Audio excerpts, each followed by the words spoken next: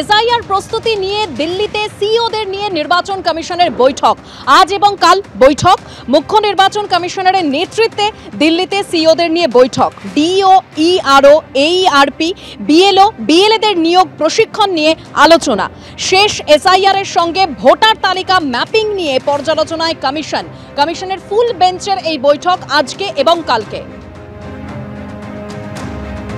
Deo, ERO, এইআরও, BLO, বিএলএদের নিয়োগ প্রশিক্ষণ নিয়ে আলোচনা। শেষ এসআইআর এর সঙ্গে ভোটার তালিকা ম্যাপিং নিয়েও পর্যালোচনায় নির্বাচন কমিশন। আরো বিস্তারিত তথ্য আমরা জানবো আমাদের প্রতিনিধি রুমা পালের কাছ থেকে। রুমা, দেখো, আজকে নির্বাচন কমিশনের ফুল বেঞ্চ আজকে সমস্ত রাজ্যের সিইওদের নিয়ে বৈঠক করছে এবং আজকে এবং কালকে দুদিনের বৈঠক। এই দুদিনের বৈঠকে কিন্তু এসআইআর এর উপরেই সমস্ত কিন্তু বৈঠক রয়েছে। এই বৈঠকের পরে কিন্তু পরবর্তীতে এসআইআর এর দিনক্ষণ ঘোষণা হবে এমনটাই মনে করা হচ্ছে। এবং জানিয়ে রাখি যে কমিশন জানতে চেয়েছে, নির্বাচন কমিশন, এই যে ট্রেনিং যেটা জেলা নির্বাচনী আধিকারিকদের হচ্ছে এবং ইআরওস, এইআরওস, পিএলও, এমনকি বিএলএদের এদের ট্রেনিং, এদের কি অ্যাপয়েন্টমেন্ট করা হয়েছে, কতটা অ্যাপয়েন্টমেন্ট হয়ে গেছে এবং পুরোপুরি এদের প্রস্তুতি রয়েছে কিনা, যেমন এটা জানতে চাওয়া হয়েছে। অন্যদিকে অবশ্যই এসআইআর সংক্রান্ত যতগুলো যাবতীয় তথ্য এবং যতগুলো ম্যাপিং এর কাজ সমস্ত সম্পূর্ণ হয়েছে কিনা, এই সমস্ত বিষয় কিন্তু নির্বাচন কমিশন জানতে চেয়েছে এবং সেই নিয়েই কিন্তু আলোচনা চলেছে।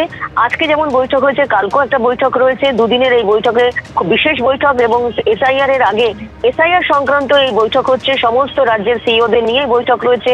ইলেকটোরাল রোল নিয়ে যারা বিশেষ অফিসাররা কাজ করছেন তারাও কিন্তু উপস্থিত রয়েছেন এবং তার সঙ্গে সঙ্গে এটাও ঠিক, নির্বাচন কমিশন এই সমস্ত প্রস্তুতি দেখেই কিন্তু পরবর্তীতে একদম দিনক্ষণ ঘোষণা করবে কবে এসআইআর হবে। যেহেতু বিহারে প্রথমে এসআইআর হয়েছে, তারপরেই বাংলার এসআইআর হওয়ার কথা এবং সেক্ষেত্রে শুধুমাত্র দিনক্ষণ ঘোষণার অপেক্ষা। এই দুদিনের বৈঠকের পরেই কিন্তু দিনক্ষণ ঘোষণা হবে এমনটাই মনে করা হচ্ছে। ধন্যবাদ রুমা। অর্থাৎ এসআইআর এর শুধু দিনক্ষণ ঘোষণার অপেক্ষা। রাজ্য জুড়ে এই এসআইআর নিয়ে জল্পনার মধ্যেই এবার সিএ শিবির নিয়ে বৈঠক করল বিজেপি। সল্টলেকে এই বৈঠক হয়। রাজ্য জুড়ে 700 শিবির করার ভাবনা বিজেপি এবং তার সহযোগীদের। বাংলাদেশ সীমান্তে বিশেষ নজর দিচ্ছে বিজেপি। নদিয়া, কোচবিহারের মতো জেলায় বিশেষ নজর দেওয়ার সম্ভাবনা রয়েছে। বিজেপির সর্বভারতীয় নেতৃত্বের মধ্যে এ বৈঠকে হাজির বিএল সন্তোষ, সুনীল বানসালরা।